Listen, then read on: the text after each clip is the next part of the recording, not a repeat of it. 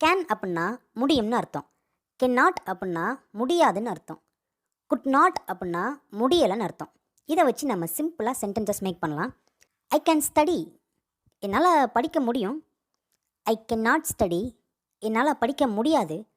I could not study, என்னால் படிக்க முடியலை. இதே மாதிரி உங்களுக்கு நான் ஒரு சென்டென்ஸ் கொடுக்கேன். வாக், இதை வச்சு நீங்களும் ட்ரை பண்ணுங்கள். ஐ கேன் வாக், என்னால் நடக்க முடியும். ஐ கேன் நாட் வாக், என்னால் நடக்க முடியாது. ஐ குட் நாட் வாக், என்னால் நடக்க முடியலை. இந்த கேன் நாட் அப்படிங்கிறத காண்ட் அப்படின்னு சொல்லலாம்.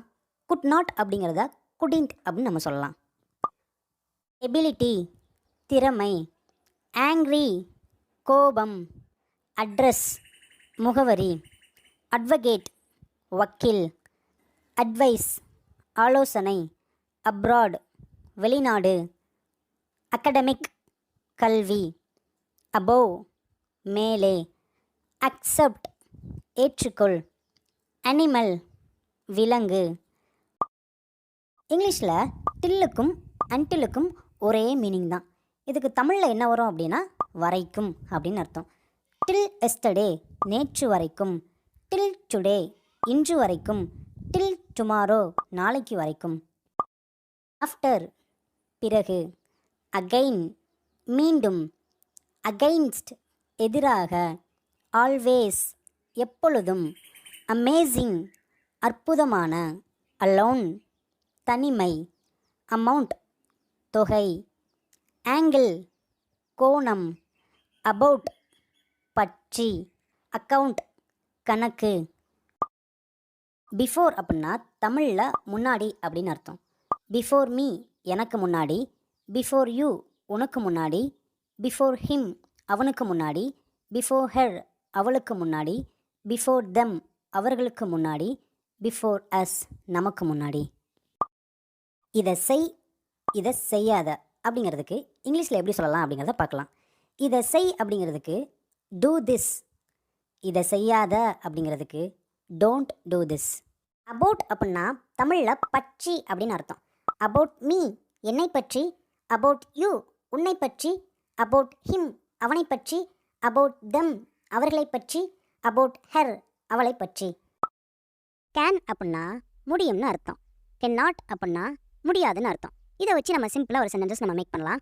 என்னால் இதை செய்ய முடியும், ஐ கேன் டூ இட்.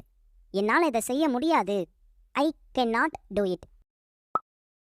இன்றைக்கி நம்ம சிம்பிளாக 3 டென்ஸ் ஈஸியாக கற்றுக்கலாம். Simple present tense, simple past tense, simple future tense.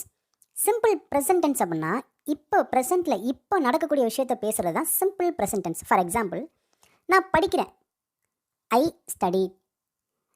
Simple past டென்ஸ் அப்படின்னா நடந்து முடிஞ்ச ஒரு விஷயம், நான் படித்தேன், ஐ ஸ்டடீடு.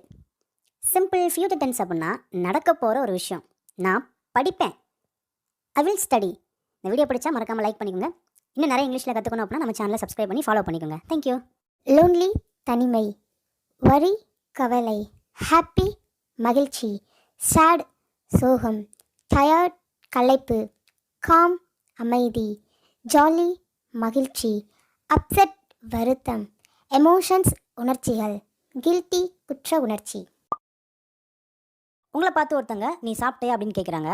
அதுக்கு நீங்கள் ஆன்சர் பண்ணுறீங்க என்ன அப்படின்னா நான் சாப்பிட்டேன் அப்படின்னு சொல்கிறீங்க. இதுக்கு எப்படி இங்கிலீஷில் சொல்லலாம் அப்படின்னா டிட் யூ ஈட், நீ சாப்பிட்டையா? அதுக்கு நீங்கள் சொல்கிறீங்க நான் சாப்பிட்டேன், ஐ ஏட். ஏஜ் வயது, அலோ அனுமதி, அமேசிங் அற்புதமான, ஆங்க்ரி கோபம், ஆக்டர் நடிகர், ஆக்ஷன் நடவடிக்கை, அஃப்ரைடு பயம், ஆஃப்டர் பிறகு, அமௌண்ட் தொகை, அட்ரஸ் முகவரி. இன்றைக்கி நம்ம 3 குட்டியான ஆங்கில வார்த்தைகள் கற்றுக்கலாம். நீ இப்போ போகலாம், you may go now.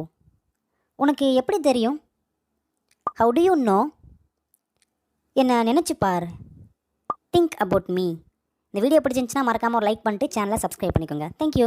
Shut up வாயை மூடு, ஹரி அப் சீக்கிரம், கம் ஹியர் இங்கே வா, கோ தேர் அங்கே போ, பி கேர்ஃபுல் கவனமாக இரு, குட் ஐடியா நல்ல யோசனை, தட்ஸ் ட்ரூ அது உண்மை, நாட் மீ நான் இல்லை, லீவ் இட் அதை விட்டுவிடு, டூ வெல் நன்றாக செய்.